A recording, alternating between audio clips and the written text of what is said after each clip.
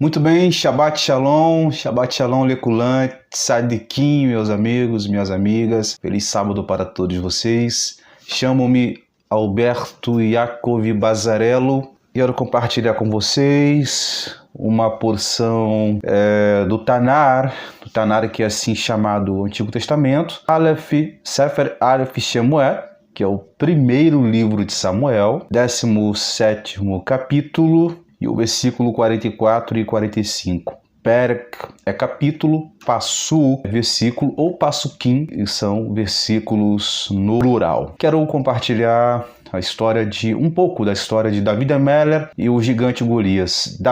Rei Davi e o gigante Golias. Eu quero falar sobre essa batalha que Davi enfrentou, um gigante filisteu, que resultou em uma vitória que traz alusão à vitória messiânica do Mashiach de Jesus no milênio. Vamos lá então, vamos ler o versículo 44 e 45, que diz assim: E o filisteu disse a Davi: Vem e darei a tua carne às aves do céu e às bestas do campo. E Davi disse ao filisteu: Tu vens a mim com espada, com lança e dardo, porém eu venho a ti em nome do Senhor dos Exércitos, o Deus dos Exércitos de Israel, que tu afrontaste. Muito bem, essa porção do capítulo 17 é uma passagem muito conhecida, uma história muito conhecida, da vitória de Davi Meller, o rei Davi. Embora Davi era rei, mas ele ainda não havia assumido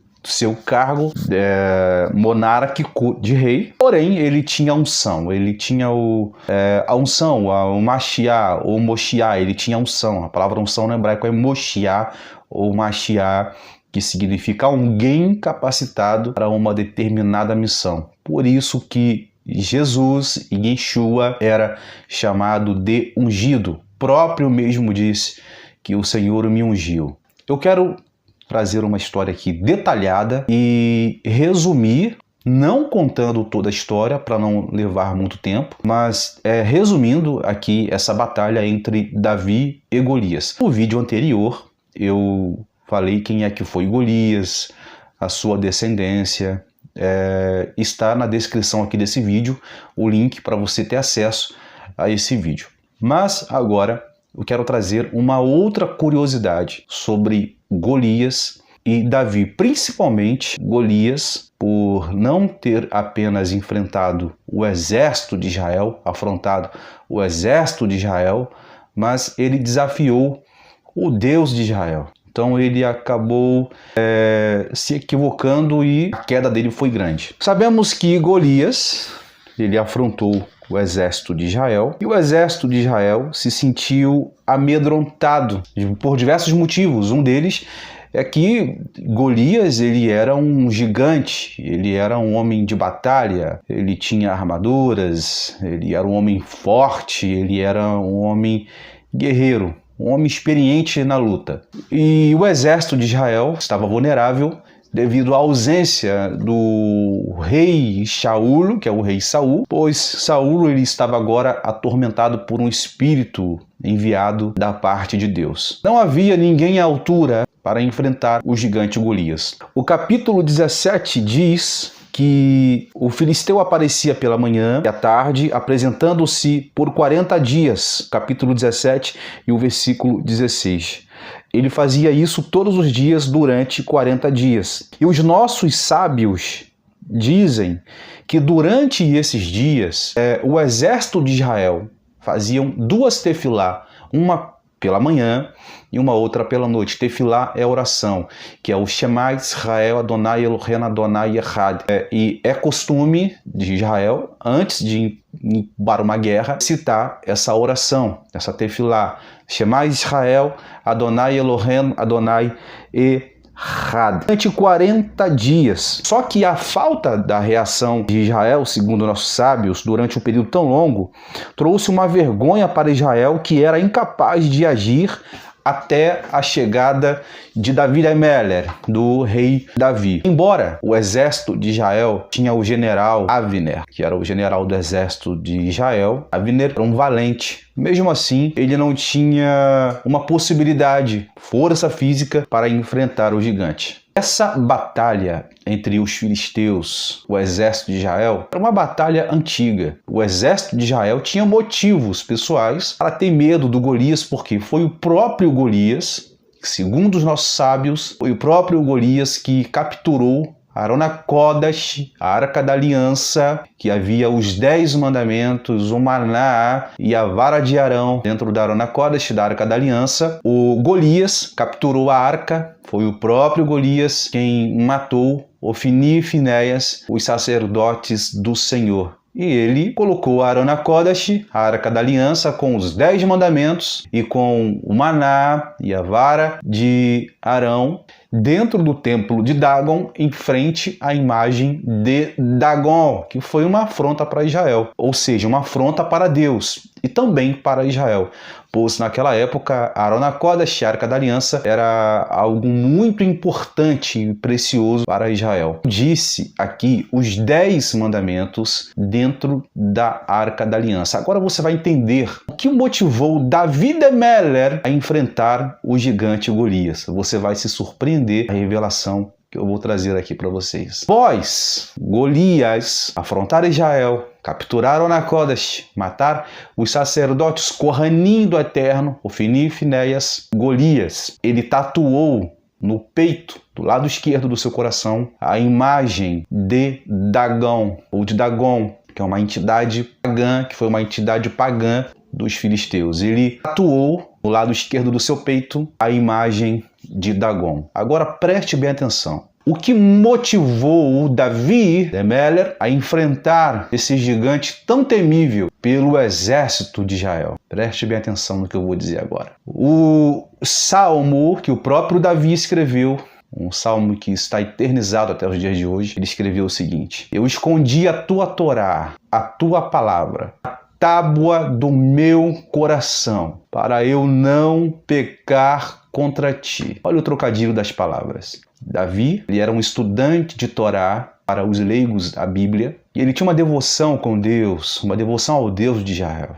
O que Golias fez motivou Davi a enfrentar esse temível gigante. Davi, ele sabia que Golias era um herói de guerra e que Golias tinha cravado, eternizado no seu peito do lado esquerdo a imagem da entidade pagã de Dagon, em homenagem ao Deus dos filisteus. Porém, Davi, ele era um homem, um jovem de 30 anos, devoto a Deus, estudante da Bíblia, de Torá, de suas mitzvot, que segundo os nossos sábios, a força de Davi não era a sua força física, embora Davi ele era valente, mas a força física que Davi possuía vinha através da sua obediência e da sua devoção ao Eterno e aos estudos da Torá.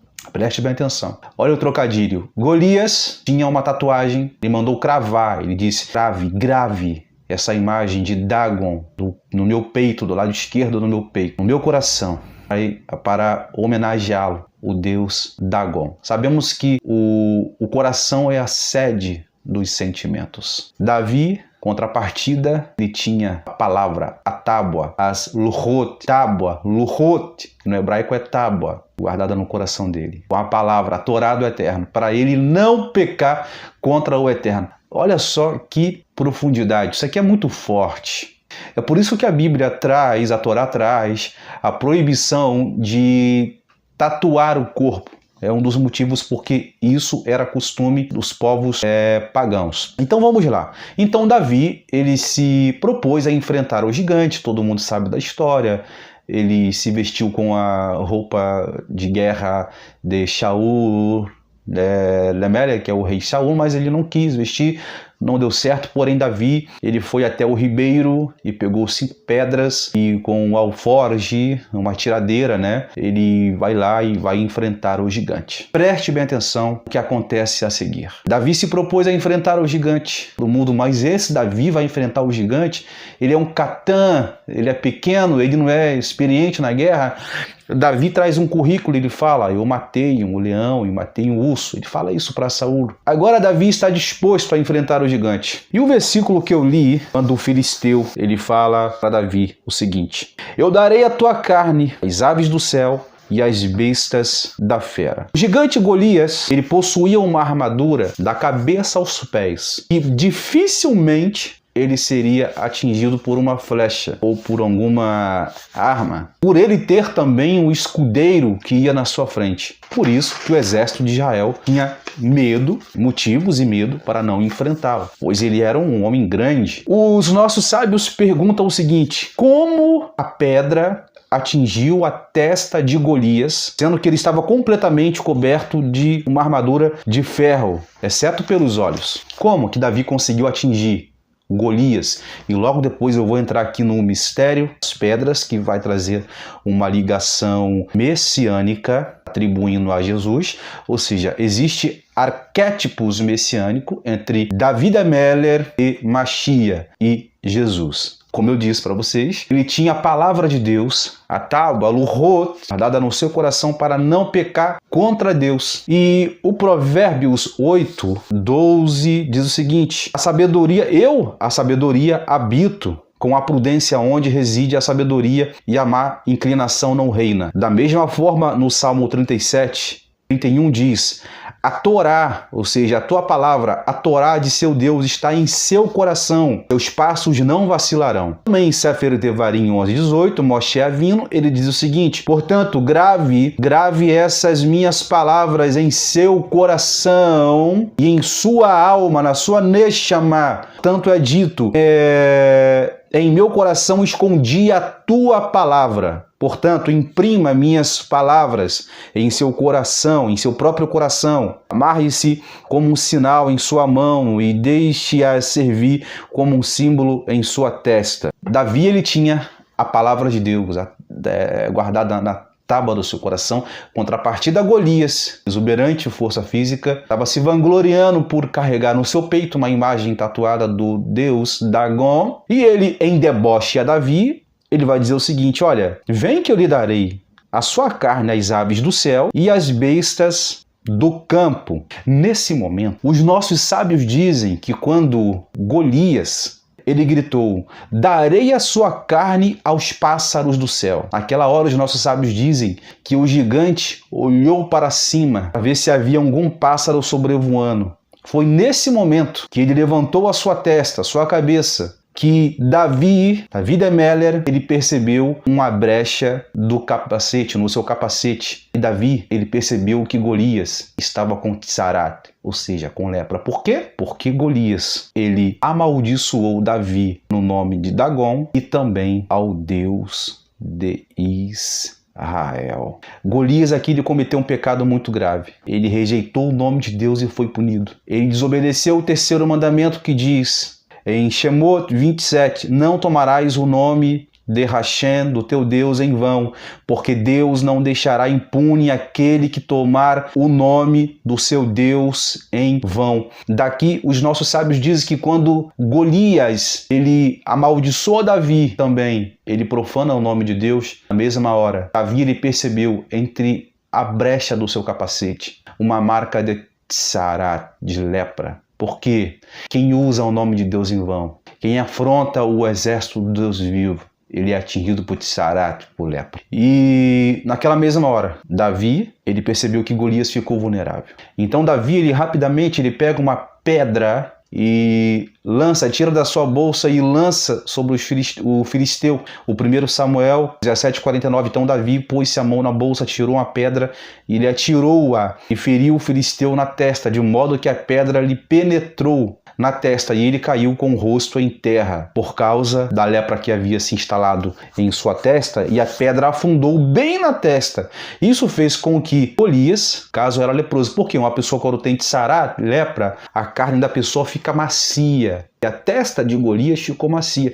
Por isso que a pedra entrou dentro da cabeça de Golias. Os nossos sábios fazem outra pergunta: por que Golias foi atingido na testa? Os nossos sábios respondem o seguinte: este foi um castigo de Midá Keneged Midá, estava cheio de hutzipá, grosseria, e de respeito a Hashem, a Deus, por ele manter a testa muito alta, altivez, orgulho.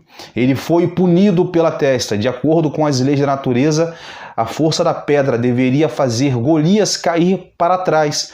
Só que Deus, neste momento, fez com que Golias caísse para frente. Por quê? Uma das razões é porque havia, como eu falei, uma tatuagem de Dagon no lado do seu peito esquerdo, o ídolo dos filisteus, desenhada sobre o seu coração de Golias. Ao cair em cima da imagem, Golias desonrou o seu Deus. O Deus com um D de letra minúscula. Além disso também, a boca de Golias, que amaldiçoou e zombou de Hashem, de Deus, agora era punida, ficou coberta de poeira e de terra. Por esse motivo que Golias ele foi punido. Eu quero trazer aqui um mistério da pedra, porque a pedra também liga um arquétipo entre Jesus e a pedra.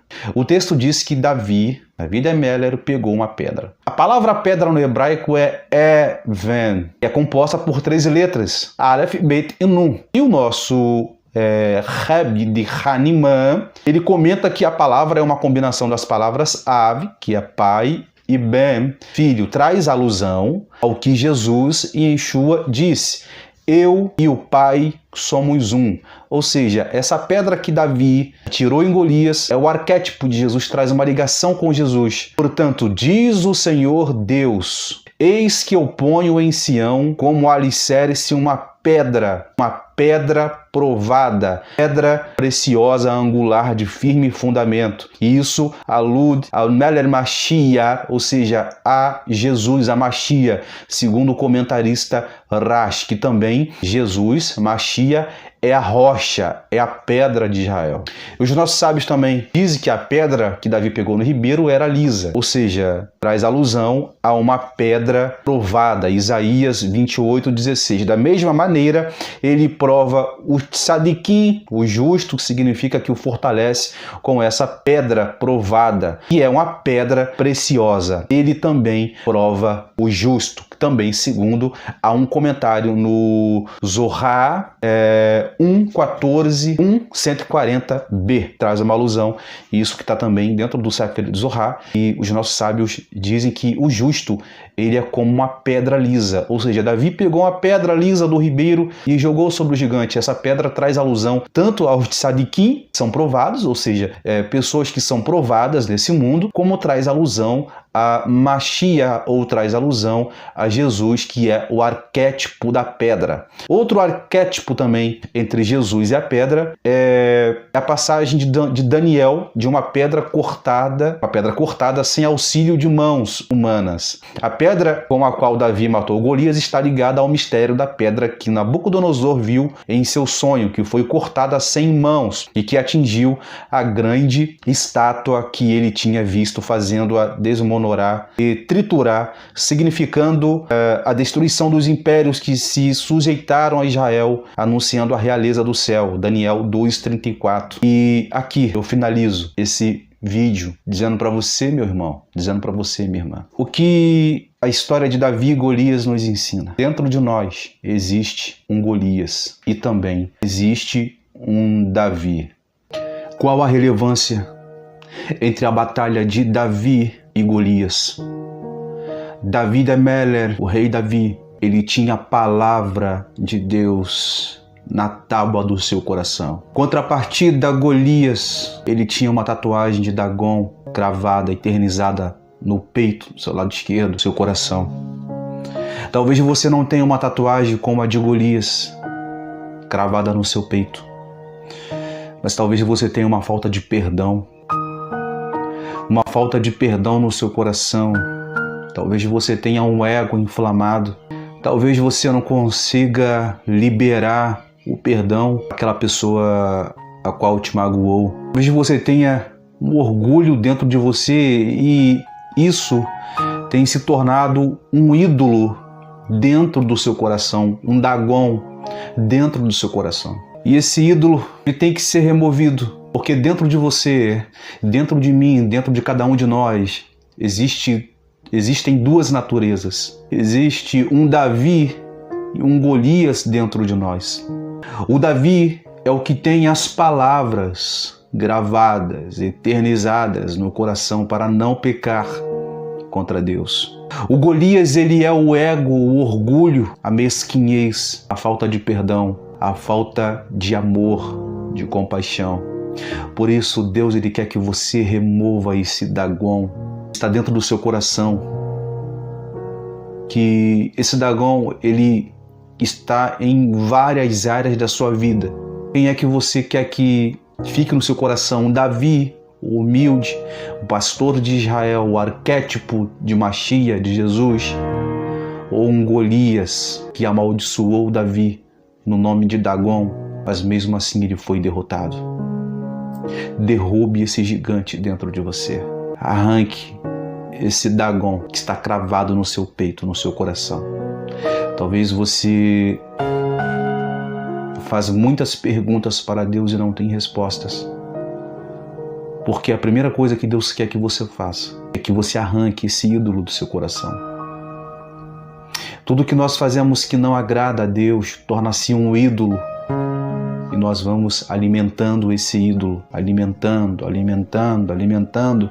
até ele se tornar gigante ao ponto de ele olhar para cima e se achar o insubstituível. Por isso, derrube esse gigante, arranque esse Dagon do seu peito e crave a palavra de Deus na tábua do seu coração. Que Deus abençoe a todos vocês, que essa mensagem sirva de reflexão para a sua vida.